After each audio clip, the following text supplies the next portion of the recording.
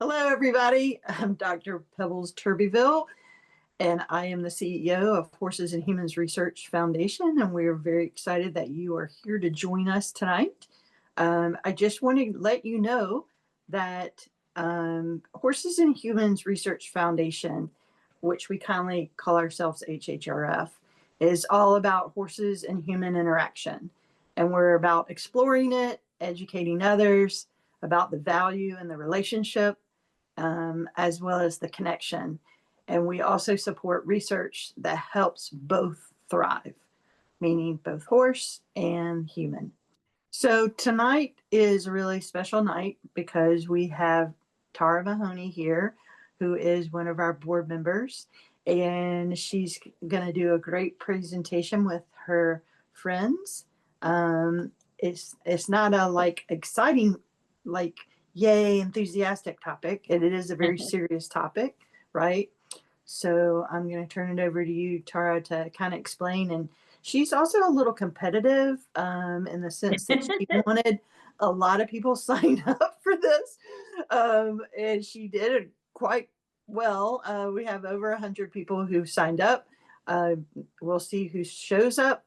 Some are international. But she did an awesome job in raising $711. So, because we provide our education for free, but she was able to get people to start donating $22. So, Tara, why don't you explain that? Sure. Oh my goodness. Thank you all so much for joining us. Jay and Tiffany and I have been working really hard for a month or so, making sure we do a good job for you tonight. It's called Beyond Post-Traumatic Stress, Understanding Moral Injury and Operator Syndrome. So as a board member of HHRF, the reason why I was a little competitive was because we do this for free.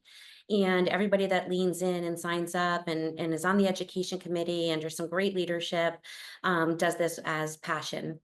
So we ask people to raise $22 each if you are listening, because this is Suicide Awareness Month, and 22 is a symbolic number of deaths by suicide by military service members and veterans. So we know it's much larger, but if you feel willing, please donate $22 to support HHRF and the important work they do for the military community. Okay, so next slide. Really important. These are our views. This is not the United States government, Department of Defense, any branch of government. Also conflict of interest. I am the co-founder with my colleague Kelly McCorkadale of Equine Immersion Foundation, Equine Immersion Project, and also serve on Horses and Humans. No financial benefits have been received for this presentation. Next, please.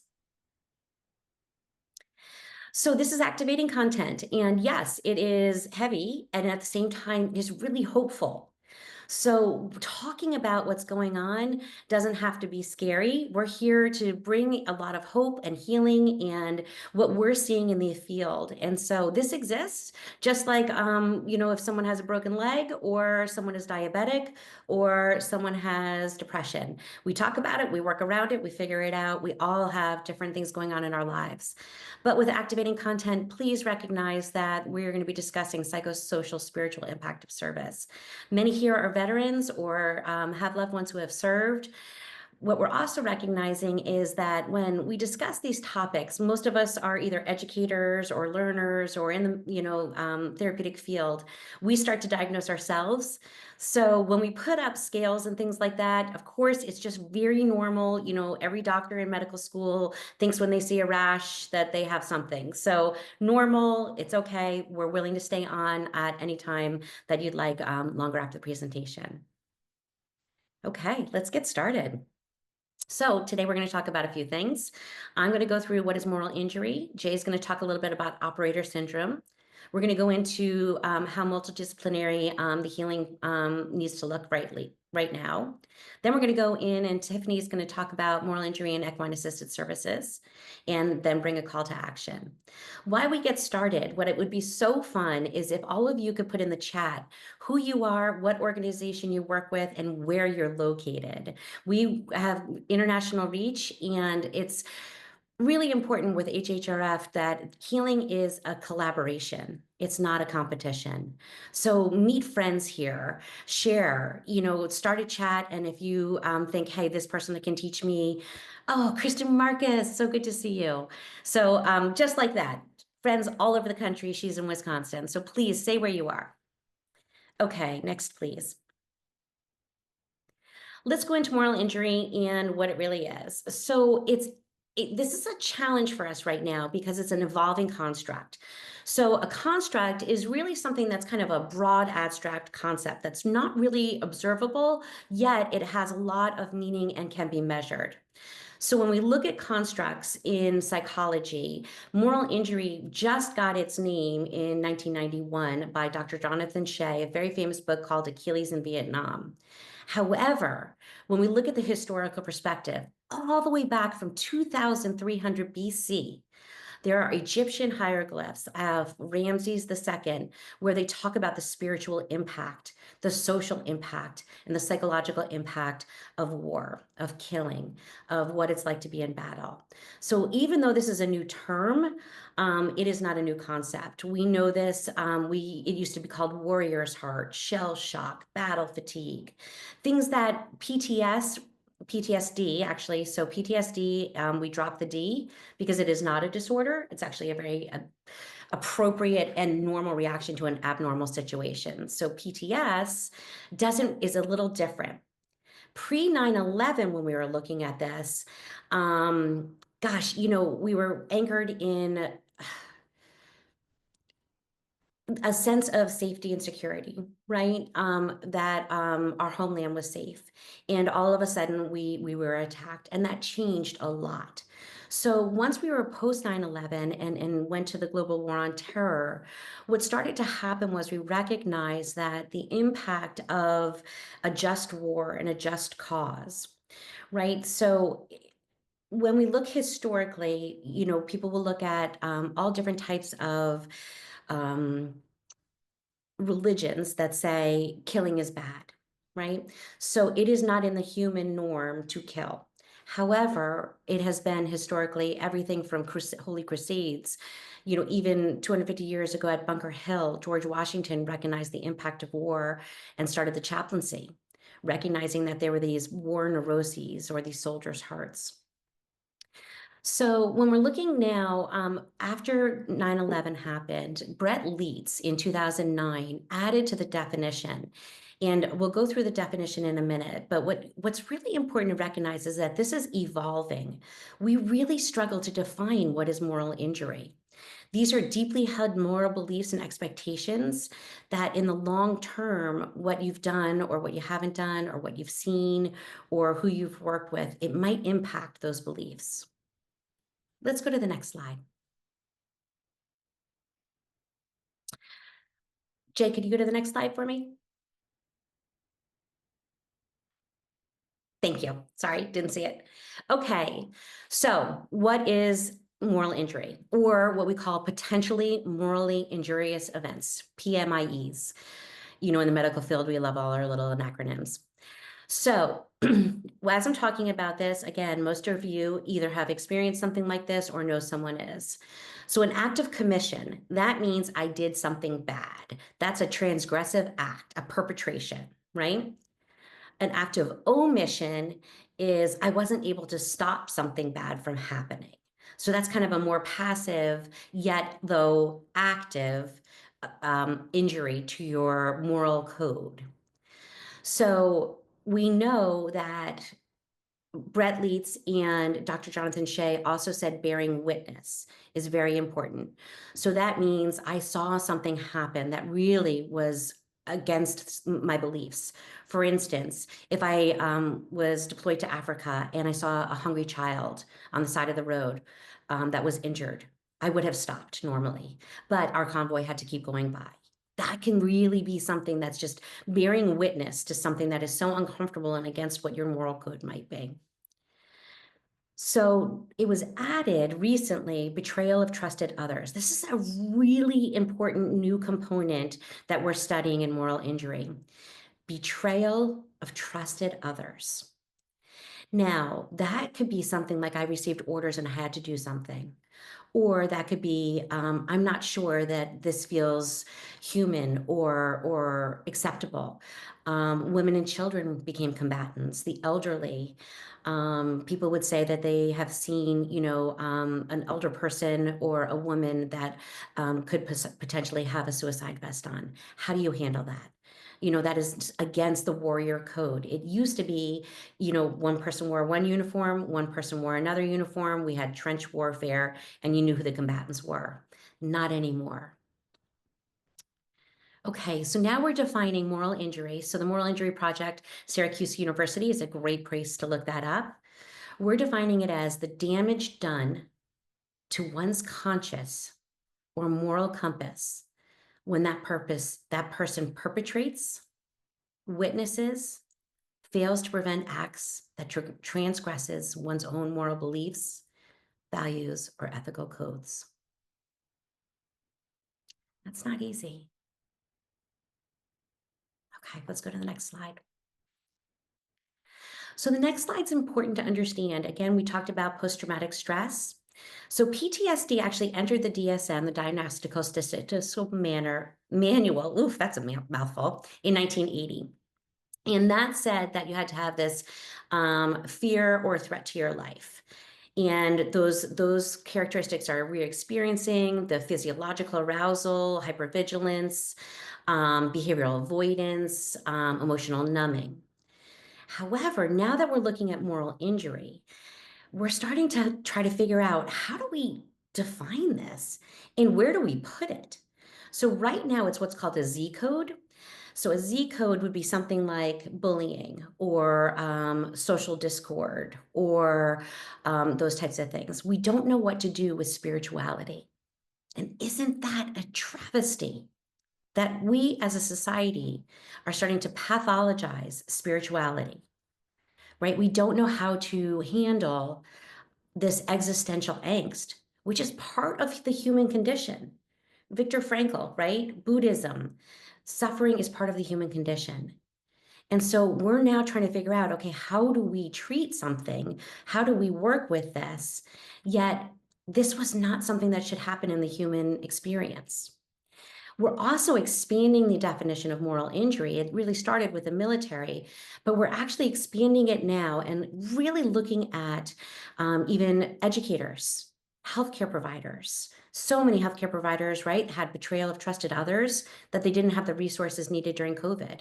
Remember, we were short on respirators. So it is a betrayal based, but it's also guilt and shame. Very different from something like a DSM diagnostic code, which I have to submit when I evaluate someone. Do they meet criteria for depression or generalized anxiety or post-traumatic stress? But how do I measure and submit for this moral wound? Okay, next slide, please. This is one of the scales. So, or early scale, not the current one that most of us are using, but if you can look at it, right, it's the omission, the commission, and the witnessing. Now I want to bring you to the larger scale. Next slide, please. This is the one that most of us are using. And I reached out to Dr. Koenig at Duke University, who developed the scale. Prolific writer. He is the guru on this. And he is willing to share any of these scales at no cost to any of you. So if you want to send your email to either Pebbles or to HHRF, I'm happy to share these for you so that you can learn and understand what is being talked about most. But when you read some of these, what's it like for you to read some of these?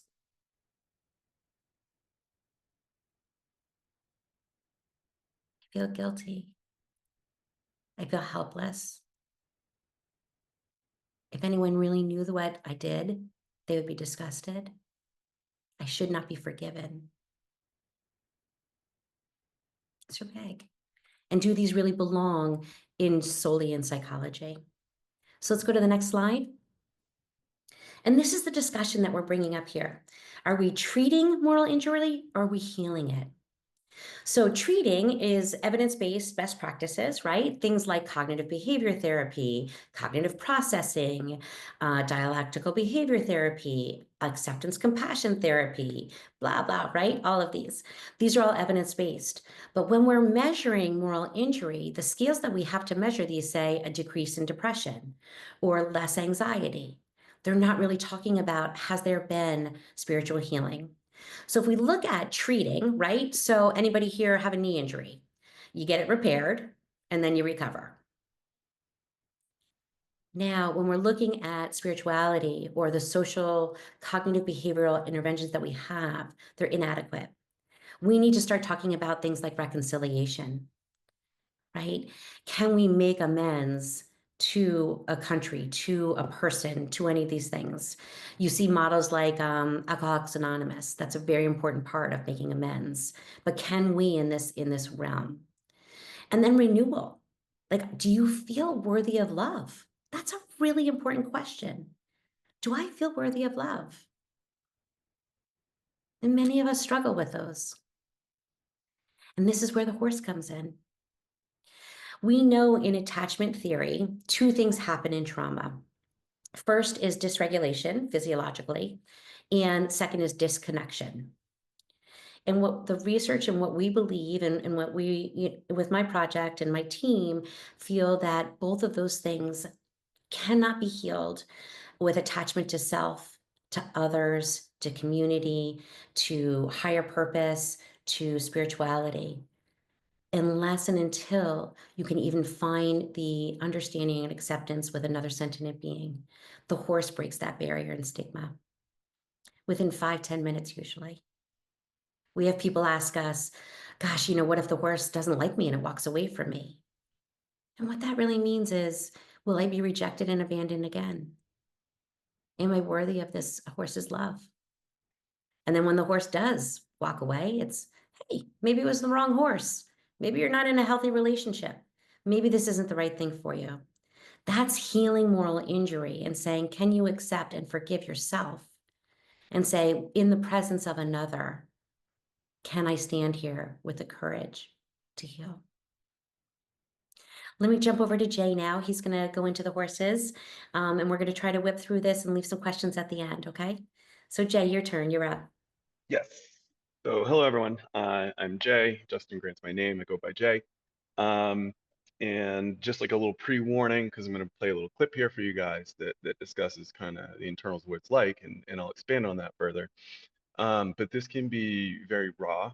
I speak very genuinely. I don't pull punches. It's not for you to get some sort of quasi-trauma war experience. I'm just going to give you the real deal of what it looks like. No fluff, not from a book, from the actual source. So to start, here's my clip. Hopefully this plays with sound. Sound going? 1 second. Let's try this.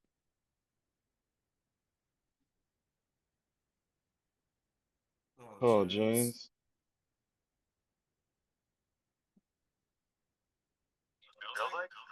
Every day it's very gray. You can get sad to the point of wanting to take your life, and I've been there many times. I can tell you that I was a very stereotypical special operations veteran. I was angry all the time. I was mean to everyone. Sometimes when you're PTS, you experience some sort of trauma, something that happens to you, and then you constantly engage with it. There's looking at what's happening in front of you right now. When I finally started working with horses, it is able to break that concentration, that hyper focus on, and just by breaking that visual therapy, honestly changed my life around. And the first time the horse came up and wrapped its head and neck around me, it was like getting a hug from your mom for the first time, kind of thing. But once that finally breaks and there's that kind of little bit of life that gets back in, it's the most restoring feeling that I've ever experienced. I would have not been here today if it wasn't for this. And thank you. We saw some volume issues. We'll definitely post this and have it available on HHRF's website. Thanks for your feedback. Sorry about that, Jay. Make sure I get back. Yeah, I did see the messages about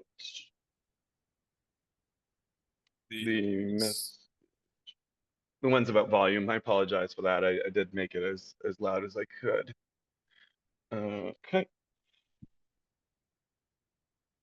So, can everyone hear me? Just make sure it still is good after the transition. So I'm going to discuss now moral injury and kind of how that ties with operator syndrome, because they do work very hand in hand. Operator syndrome is generally the overall like kind of overarching condition, whereas moral injury tends to just focus on the mental health aspect of it. Whereas operator syndrome has some physical manifestations like catecholamine cascades, reduced testosterone, multiple traumatic brain injuries in concert with post-traumatic stress disorder. Moral injury is what I personally like to use, especially in the military reference. So, who who are the military service members that are at risk for stuff like this, or who are the military service members that kind of experience this kind of thing? People in the military are generally younger. They come in 18. They tend to come from bad, broken households. It's very common. They have higher ACEs than all of the categories, and it tended to affect those with a really frequent mission set. This is something that I personally came in encounter with. And people of note that are at high risk for this are things like military, healthcare provider, anyone that is going to be working in some sort of military capacity. Honestly, it's more the military service broadly than it is an individual specific type of war-related event. So to discuss my story a little bit. So as we discussed, 9/11, that was a very significant event in my life, as well as a lot of other people during that time. Um, I still remember, it's burned into my head from the 6th grade teacher bringing in the TV to show us what was happening in real time. Maybe not the best idea for 6th graders, but we did it. And I remember feeling very hopeless. I remember thinking that these terrorists are going to kill all of us in this country, and there's nothing I can do about it because I'm a little kid and I'm not physically capable. So from that moment, I decided I was going to be someone who wasn't afraid and that I did stand up for others, and decided I was going to join the military. Now, all things considered, I try to achieve the most I can. I joined Special Operations, and I joined the 75th Ranger Regiment. 75th Ranger Regiment is the United States' premier raiding force. It's highly kinetic. They strictly deal with combat operations. This is not a peacetime unit. It is the dogs of war that you let off when you want everything destroyed, burned, and the field salted. And I was, again, very young. I had a very plastic brain. You know, our brain doesn't stop forming until into our 30s. And when we have trauma, we can get a very large catecholamine cascade. That catecholamine cascade on a young brain makes it very plastic. And we start hyperwiring a lot of really negative things because it's more beneficial to remember and associate something negative than positive. We're trying to stay alive. War is a lot of, unfortunately, chance and luck. And we try to do things to see how we can personally affect that outcome as best we can. Little superstitions, little traditions we always do, sacred rituals. And after I deployed 8 times. On my 7th deployment, I was shot I was shot and ignored my wounds to tend to the wounds of my comrade. Honestly, it wasn't because I was like, I'm such a hero. I didn't even realize I got shot. My leg just kicked back and I didn't feel any pain for a while. And then noticed I was bleeding. When you have experiences like that, when you are a member of a raiding force like that, one of the things they don't talk to you about is the families. I stopped meeting people's families. I stopped meeting their wives. I stopped meeting their kids. And as a medic, I was someone that they wanted all the barbecues. They wanted to be your best friend and everything because of superstition. The medic's your friend. He's going to take care of you if you get hurt, better than he would others. I took care of everyone the same, but that's their little tradition. Um, and I had to grow up very fast, unfortunately, or fortunately, depending on how you look at it. I don't know any other experience than what I had. Sometimes when I talk about this stuff, people feel sad. They look at me as like potentially damaged or a victim of world trauma, and I don't see myself that way. This is just the life that I live. So I had the distinction of being the special operations medic that had the highest casualty count while I served. Uh, we call events where we have a large number of friendly casualties, mass CALs, mass casualty incidents. Um, and those are very rare. I had three. It was really because of the work that I was doing in special operations. I was in positions that were just highly kinetic, but I did have a very, very abnormal number of casualties. Even though my experience itself was abnormal, um, what I feel is what I felt uh, was very normal for a lot of veterans, military service members, special operators, even the wives and kids of veterans. It You have to do things that are absolutely reprehensible and you feel like you can never forgive yourself for. Even the act of just surviving when someone is killed, years and years and years of, well, what if they were in my position? What if they lived and I died? What would they be doing? How much better of a life would they be living?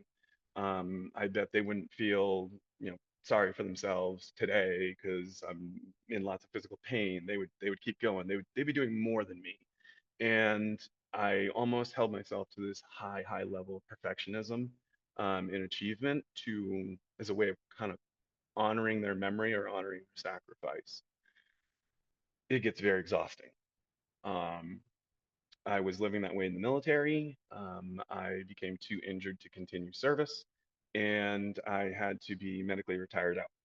It was not my choice. It was the best thing that could have happened to me.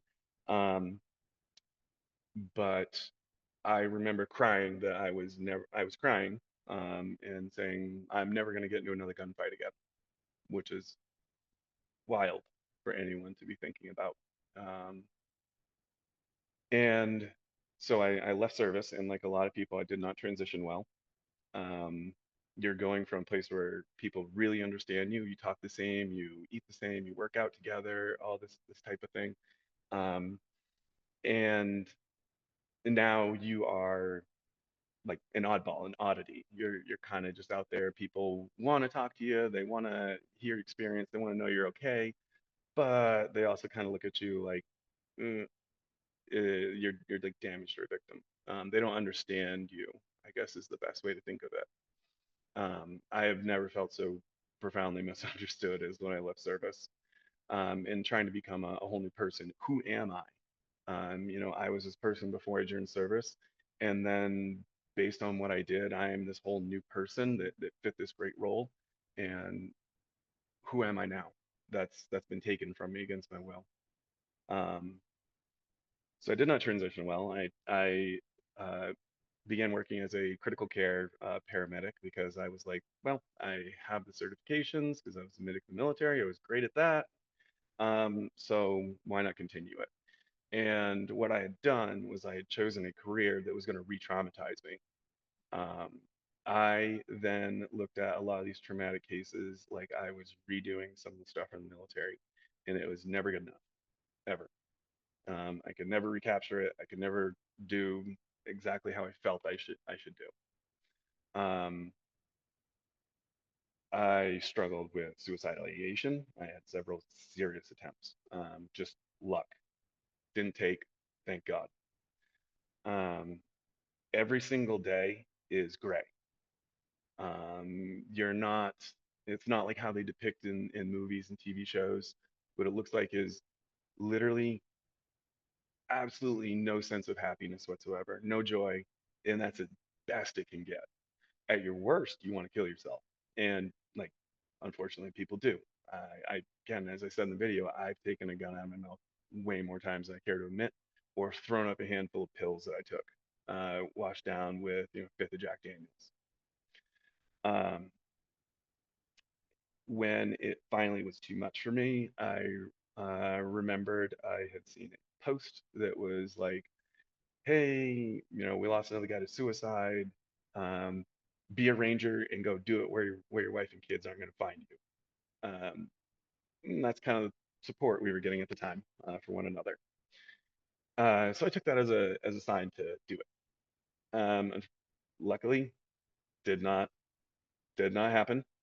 And I decided I needed a change. So I did a non-traditional mental health program. The one I did personally, it's up here in Maine. It's called the Travis Mills Foundation, and it's led by other veterans.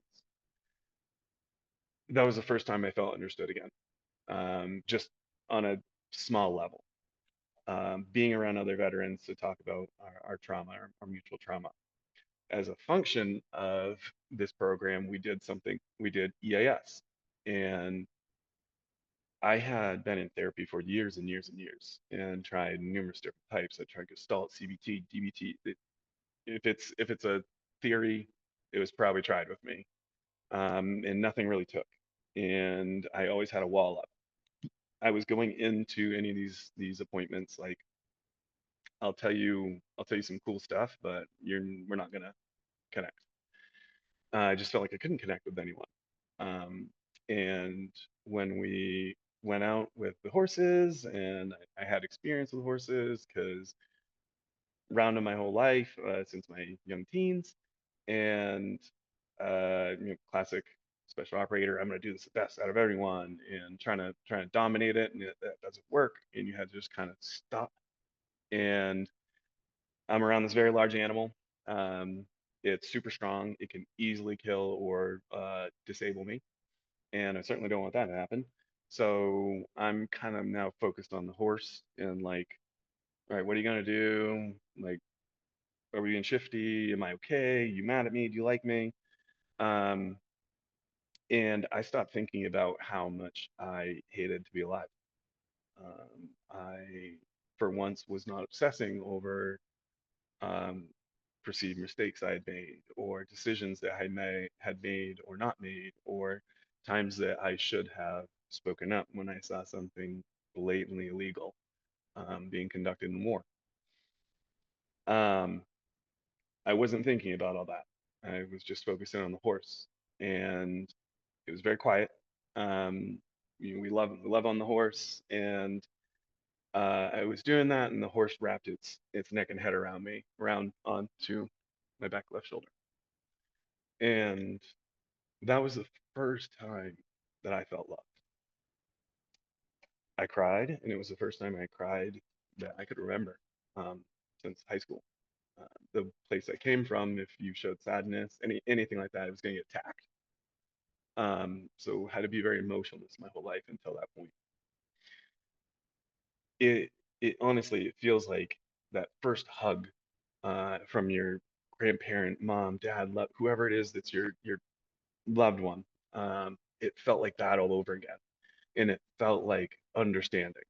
And I didn't have to explain myself, and I didn't have to be like, "Hey, wait, horse, if you just can I tell you what I did so you can hate me and reject, we can reject love here." The horse doesn't care. Um, it knew what it needed to know from me, and that understanding was very profound. Um, it absolutely saved my life for certain. Um, I can tell you that if you have veterans, loved ones that have anyone that has a military experience, they likely feel similar on a certain level from all different degrees. This matters. This matters a lot. Since I did that first program, I joined then Equine Immersion Project, now Equine Immersion Foundation with Tara and Kelly, and began volunteering, began giving back. I started going to school. I'm actually in a clinical program right now. I'm about to graduate, woo, and do this as a professional clinician. I finally feel like I can give back on a meaningful level. I finally feel like I am actually helping other veterans, and it's through the power of horse. And it's got to be the horse. There's such unique aspects to this that you will not get elsewhere. I am a science guy. I don't believe in the woo-woo stuff, but this, like, whatever is going on here is magic. All right. And do you want me to do this one, Tar, or would you like it? Why don't you take a breath? Sure. And I appreciate you all for listening to me talk. I can be long-winded. Handing it over to Tar. No, we'll bounce back and forth. So, the reason why I'm saying that, Jay, is you just shared a lot, and thank you so much. It's hard and important to hear. So that's why I just said, just take a breath. And this is what we do in the arena, don't we? Right? We say, take a breath, Oh, yes. bring it to the horse. That was a lot, and just sit with it for a minute. So that's 30 seconds, that kind of a pause, and this is what the horse is teaching us, right? How do we stay connected and in our body and regulated, even in these moments? So this is the work that we're doing, right? So Jay, thank you so much for sharing all of that. I'll take this slide for 2 seconds. This is the military's really great efforts. We've got to give it to them. Since 2010, they're really seeing that they need to figure things out a little differently. They've called it a lot of things. We call it a lot of things as well in the civilian world: whole health, one health, the performance triad. This is the new one, total force fitness. And you can just kind of look on how they're looking at things. They have to look at it as, certainly a different type of health, right? They're looking at, war fighting and lethality and all of those different types of things that we need to be realistic that what our military is doing and fighting for. So let's go to the next slide and talk a little bit about what equine-assisted service is. So how about, please add to the chat if we're missing any of these, but Dr. Helen Sharp and our very own Dr. Pebbles Turbeville wrote an awesome article on what whole health is, each of these topics. And Jay, you just actually touch on every single one, occupational, environmental, spiritual, healthy, loving relationships, all of those things on how it impacts everything. Do you have anything you want to add to this? Actually, yeah, because you hit on something that reminded me, but the relationships part. Yeah. So one of the kind of, I guess, side effects of moral injury is that you have that loss of control in sense of your life. And because honestly, people get taken from you way too young, cut down the prime of their life, and there's nothing you can do about it, really. As much as you think there is nothing. So sense of control gets quite violated. And then, well, what does that look like when you have moral injury? Well, I'm going to destroy every single relationship that I have. I'm going to form some of those relationships with the intent to destroy it, because then I get to be in control and life doesn't get to take that from me. That really permeates across a whole lot of different things. When we look at moral injury, we look at operator syndrome. It is a holistic approach. It is a holistic wound. You cannot just work on one thing, the physical, the mental health, and ignore things like sleep, nutrition, exercise, connection with others. So the entire picture has to be considered when we look at treating these guys, or kind of helping them heal. You cannot just focus on one area.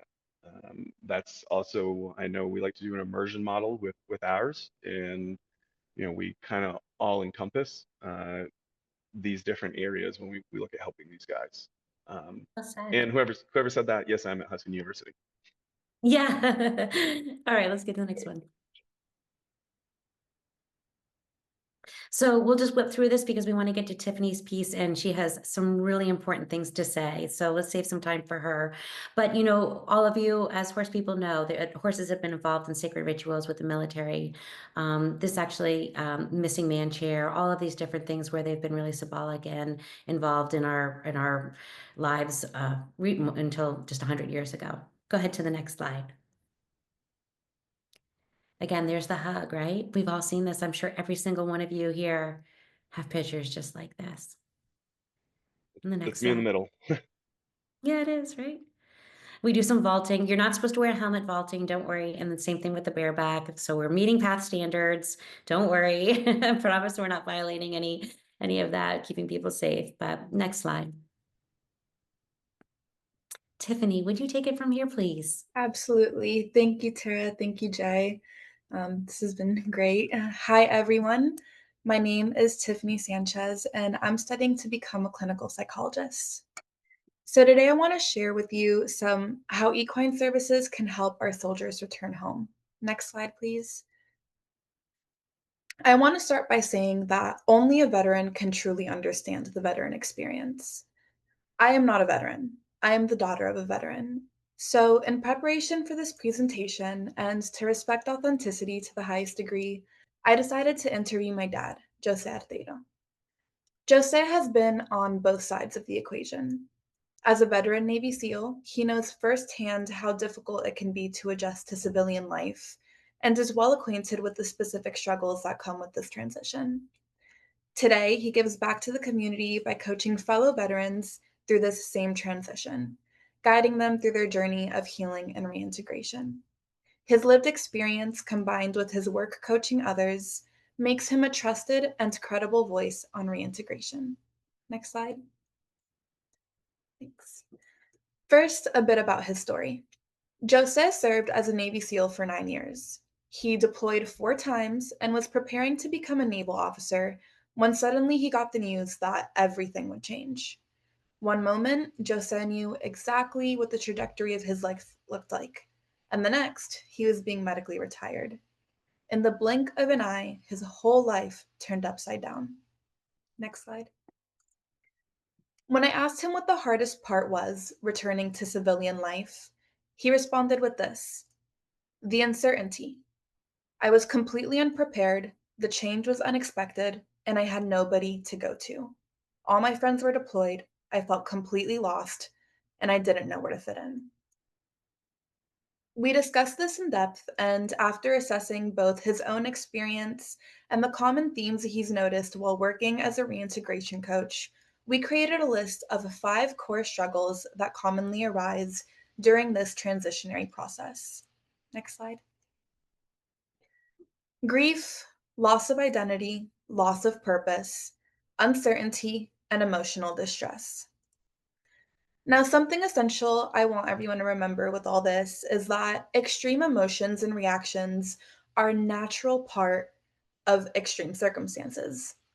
Transitioning out of service and back into civilian life is an extreme circumstance, and as a community, it's important that we recognize that. Let's look at grief, for example. When my dad unexpectedly had to medically retire, all his friends were still on deployment. But friends isn't really the right word, is it? No. His team was his family, and those people were his brothers. Coming back to civilian life, he was entirely stranded from them. And well, how would you feel? I know I would feel a deep sense of loss. Jose did. He had to grieve his family and the whole life he had for 9 years. When our soldiers transition out of service, they don't just lose their team, they lose the entire structure of their life. They have been trained for very specific conditions, and now that the conditions have changed, they have to basically rebuild themselves from the inside out. In the military, your rank is a large part of your identity. In the civilian world, it's not so much. In the military, you are provided with exact missions, and those missions become your purpose. Keeping your team alive throughout these missions becomes your purpose. Returning to the civilian world can leave holes in a soldier's life. and areas that once held extreme security may now be filled with utter uncertainty. All of this together, it's painful. I think when we look at all these elements, it becomes easy to see how emotional distress is a natural part of the transition out of service. And for our veterans who are struggling with the pain of post-traumatic stress and moral injury, things can feel even bleaker. Next slide. The military pledges to leave no soldier behind. And yet, when my dad was medically retired and his team continued without him, he did feel left behind. The truth is that Jose is just one of millions of veterans who share a similar experience. So let it be our pledge that we leave no veteran behind. Now, I began this part of my presentation by stating that only a veteran will ever be able to fully understand the veteran experience. And most of you here today are probably in the same shoes as me, not a veteran. So if we can't fully understand, then what can we do to help? Next slide. The good news is there is so much we can do to help, specifically by using equine services. For those navigating grief, horses can create space for healing to begin. After losing fellow service members and the life they once knew, many veterans struggle to rebuild trust and connection. This often comes from a deep sense of loneliness, the feeling that no one around them can truly understand. For those overwhelmed by grief, even putting that experience into words can feel out of reach. When answering a simple, "How are you?" is just too difficult, connection can really seem unattainable. This is where equine services offers something unique. Horses do not ask for explanations or try to read between the lines. They simply show up as they are. And whether they're providing wanted or unwanted behaviors, they show up day after day, offering a steady relationship founded on quiet understanding and a communal sense of safety. In this way, developing a reciprocal relationship with a horse can begin to soften the edges of isolation, making connection feel possible again. With a horse by your side, you won't be facing grief alone. For those struggling with a loss of identity, the looking glass effect becomes especially relevant.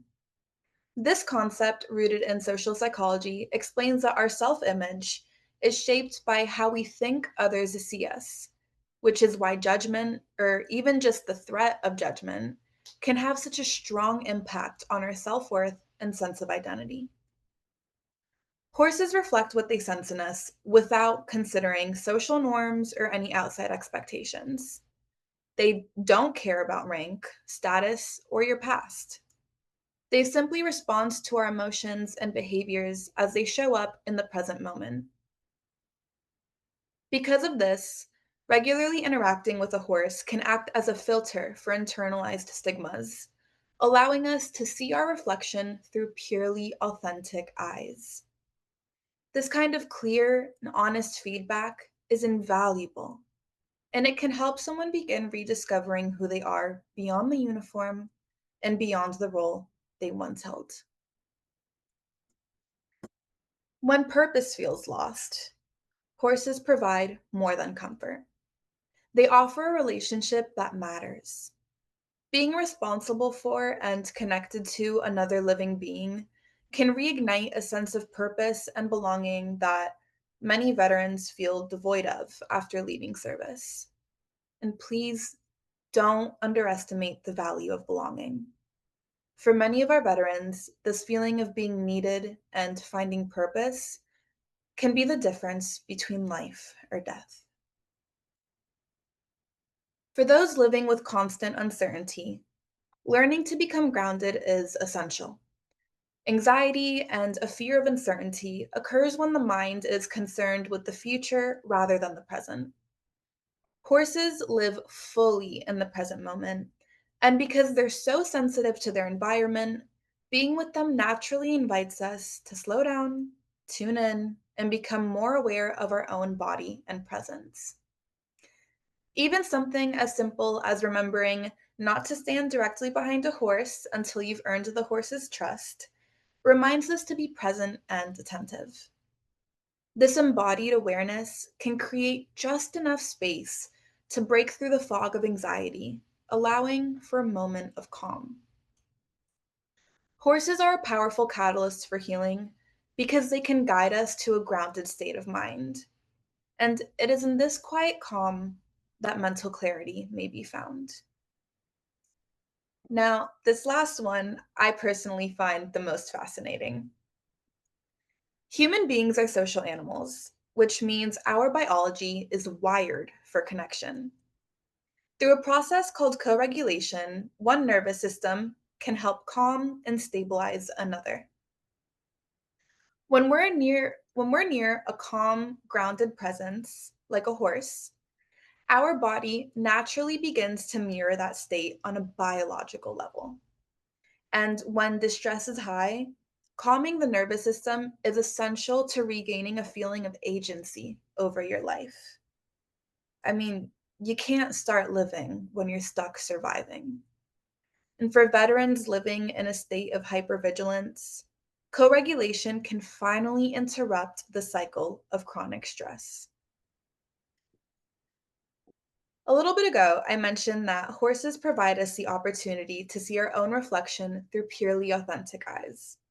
This is called somatic mirroring, and it happens because, like humans, horses are also social creatures.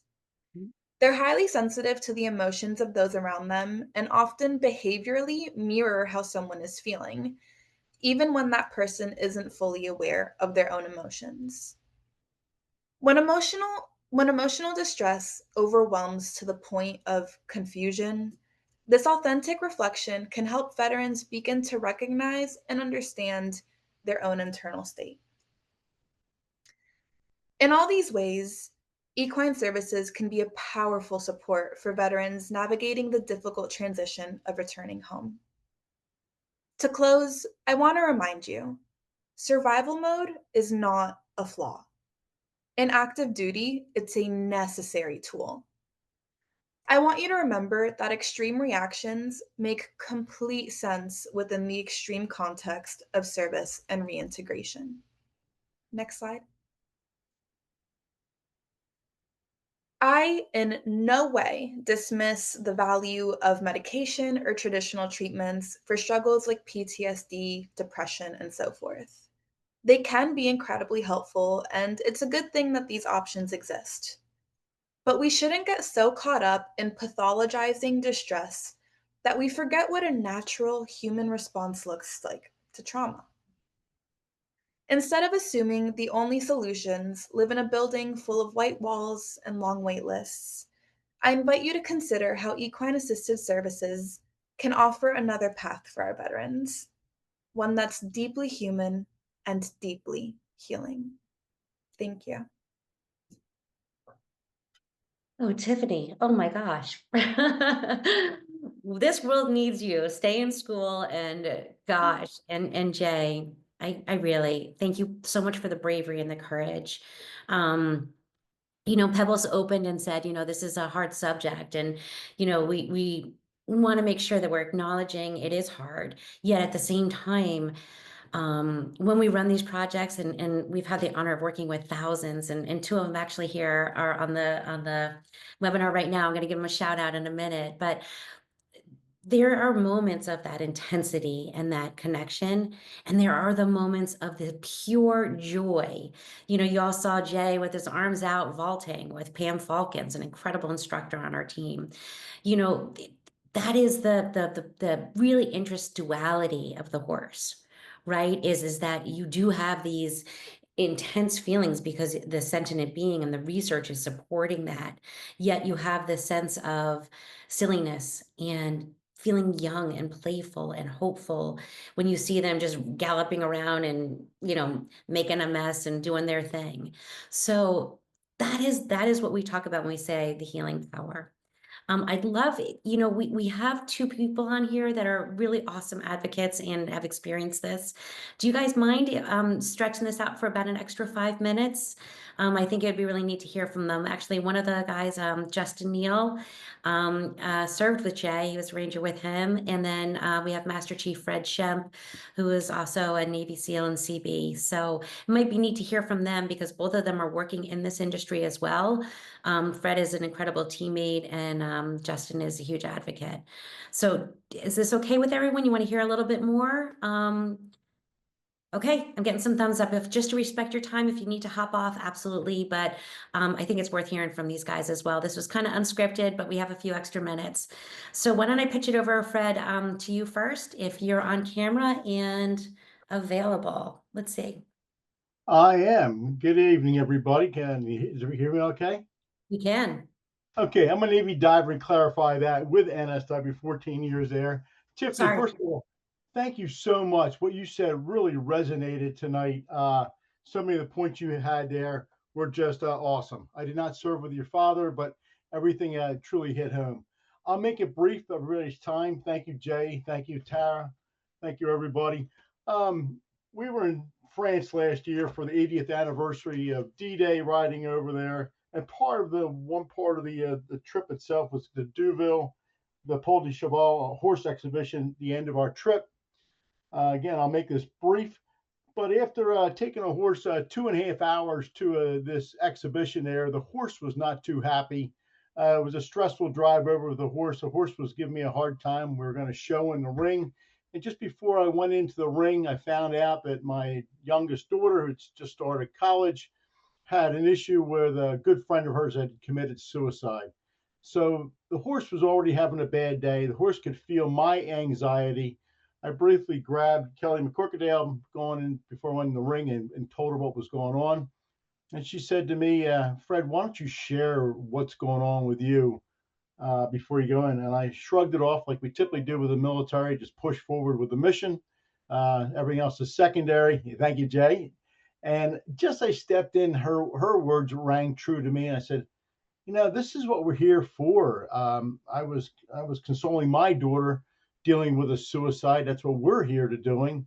My heart was racing. This horse is giving me a hard time. So I leaned over and said, yes, I will talk about that. So again, in the ring, there was 3 other teammates in there leading their horses in the ring. And my horse is just pawing and just giving me a hard time and just really having a rough time, not happy at all. Long story short, walked around a few times. So French TV was there, and there's a number of people, hundreds of people around the outside of the ring. And then the microphone was brought up to me, and we talked about a little bit what we're doing. And as I was being interviewed by French TV, I mentioned what was going on at home. And it was so interesting. My anxiety that I was expressing, the horse felt that, and my body language changed, and the horse could just sense the change in me as I was describing what was going on, consoling my daughter, telling her to do the right thing to take care of her teammates at home. This horse literally took his front left leg, and just grazed down my leg and just actually placed his hoof. This is a 17-hand horse on top of my foot without crushing it. There's a gasp in the audience, and the horse's demeanor changed. It just was a 180, and it just was ever so gentle. My heart rate decreased, went down based on what the horse's heart rate went down. And from the rest of that time in that ring, it was a changed animal. So the horse is truly, I'm a believer. That instant there, that couldn't have been scripted, and it was just phenomenal how it was. And I'm forever a believer of that then. But that was a brief explanation. I want to thank everybody for being here on the call. We're all helping is healing, trying to do the right thing. And the horses, I'm a true believer of what they can do and the power of the horse. Tara, Thank you so much, Fred. Thank you. Yeah, Pebbles and HHRF were the first ones to bring us and introduce us to Pole de Cheval. So it was really neat to be back there again and representing them. And that was a moment. As an observer, what I experienced and saw was the 2 of you were so in tune that something in you said, I need to share and connect. And the horse literally was almost kind of holding your hand in a sense and said, thank you for connecting and helping me get back into my body. It was you know, everyone has a story like this, I'm sure, but Fred, boy, that is one of the moments I will never, ever forget, seeing you show up for that horse as much as that horse showed up for you. It was beautiful, Absolutely. beautiful Thank horse. you. Thank you for sharing that. Justin, could I kick it over to you a little bit? You know, you know a lot about the experiences as well as with horses, but moral injury. Would you like to share anything with the group here? Yeah, absolutely. This is something that I'm a believer in. I'm passionate about, which prior to me, you know, attending any type of equine therapy, I as a veteran, you know, being hardened, and this was something whenever Justin reached out to me and said, "Hey, you want to come and do an equine therapy?" It was like, I'm not sure about that. And the more we talked, the more it made sense for me to at least try something different. So backstory, I served with Jay. I was medically retired suddenly from the Army in 2017. Shortly after, my wife committed suicide. I witnessed that, and so that's something that I had carried with me for years. I found myself in addiction, to drugs, alcohol, you name it, unhealthy coping mechanisms. And I just kind of got by for years and years. Much like Jay, I had gone and tried a plant-based medicine ceremony. And that's where I really started believing in holistic medicine. Um, there was no antidepressant, antipsychotic, anti-anxiety that worked for me the way that the holistic medicine did. And that's really what made me open to trying something new and experiencing the equine therapy. And so, fast forward, we get there, and there's one particular exercise that really stood out to me, and it's something that I still vividly remember to this day. And we were standing in the circle with our horses, and we were sharing. Jay's smiling; he knows. We were sharing our stories, and I was one of the later ones to step up to share my story, and I started sharing, and the horse started biting at me. And so I start pushing on the horse, get away, stop biting me. And Tara comes up and she goes, "You're not telling everything." And the horse knows it. And in my head, I'm going, yeah, whatever. You know, there's no way the horse knows. And I said, but I'll play your game. And so I poured it out, you know, things that I had not talked about from my traumatic experiences, particularly with my late wife. And so I just put it all out there. And next thing you know, the horse, we had picked props that reminded us of our traumatic events. And one of the props that I had chosen was a plastic lawn chair. After I shared my whole story, the horse starts stomping on the plastic lawn chair, tearing it up, letting me know that I don't have to carry that trauma with me. And it was a very powerful moment. It's something that I would not have believed unless I experienced it.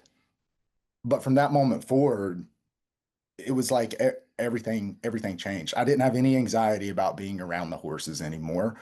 I wanted to be with the horses. Tara had to come pull me away from the horse. You know, hey, you got to go to bed at some point. And it was magical is the word. I mean, I don't even think that's a strong enough word, but it was just it's something that there's really no words to describe. It's just something you have to experience. I never thought that I would have found the peace that I did within horses. You sure did. That was a beautiful moment. Absolutely. So, Jay, Justin, Tiffany, Fred, everybody here, thank you so much for joining us. Hopefully, this is a call to action. How important it is to find the words and the research that is explaining exactly these incredible moments. This is really the next wave, and I have the honor tomorrow of presenting here down at Fort Stewart Army Base in Georgia for grand rounds. So everyone from neurologists to PT, OT, nutritionists, everyone will be showing up to hear about moral injury as well. And we are at that edge right now in science with HHRF leading the way on saying we've got to understand what is happening here. We have the data and to bring this into the forefront. So thank you so much for being a part of HHRF. Get involved, share your stories, join some webinars, some committees.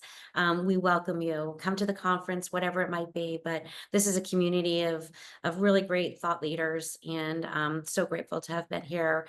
Thank you all so much for joining us and for this incredible team that was really brave. Real quick, Tara, may I say something? Yeah, of course. Short call to action. Obviously, we talked about some very raw things today. You heard from a lot of people here. And sometimes you can feel something from that. You may feel something just generally thinking about working with veterans or the struggles that they have to face every day. We're not victims or anything like that. We don't need sympathy. We don't need sadness. We need action. So I'm telling you, like, no pun intended, but from the horse's mouth, this is what works. If you want to know what's going to save a veteran's life, it's this. So I ask you guys, like, donate. If you're a donate to these organizations. It doesn't have to be mine. It can be just as long as it's a reliable one. Please give back so that we can do this. This is how we're able to reach other veterans. We volunteer our time for this kind of stuff. It's really out of the goodness of our heart. And if you are in the academic space, please conduct research, encourage research, and help kind of find these spaces, invite groups like mine and others out to where you are to conduct this stuff so that we can reach the most amount of people possible. We are dying. We are killing ourselves in astronomical numbers. Please, this is what helps. This is what works. And that's all. Thank you all. Pebbles, thank you for hosting us and giving us this opportunity. Thank you, Tara and Jay and Tiffany, for the powerful message that y'all are telling us and sharing with us, and being so vulnerable and sharing those experiences. And thanks, Fred and Justin, for jumping in.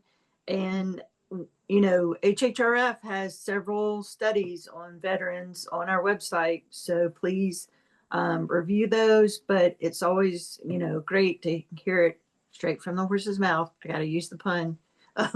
But also from the veterans themselves. And this is not anything, kind of strange or woohoo or whatever. We have studies that here to back it up, and there are other studies out there. If you go on HHRF's website under the research tab, you can go to the Science Open data collection that we have, research collection, and also look up other veteran studies. So again, thank you everybody for joining us tonight. This is a great topic to discuss, so everybody's aware of what veterans are experiencing.